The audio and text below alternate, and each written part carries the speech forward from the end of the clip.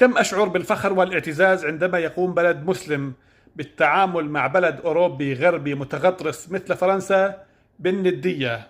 الجزائر قامت بطرد 12 دبلوماسيا فرنسيا من أراضيها، وأعلنتهم شخصيات غير مرغوبة بها، وذلك ردا على قيام فرنسا باعتقال 3 مواطنين جزائريين، أحدهم يعمل في القنصلية الجزائرية في باريس أو القنصلية الجزائرية في فرنسا.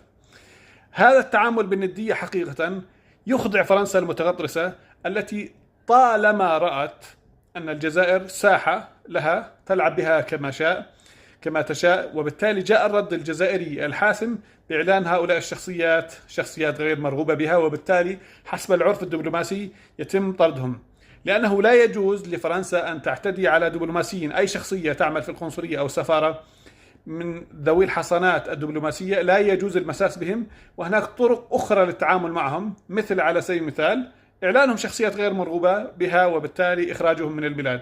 لكن الغطرسة الفرنسية التي ترى في الجزائر مجرد محتل أو مستعمر أو تابع لا يمكن أن تفهم مثل هذه الحركات.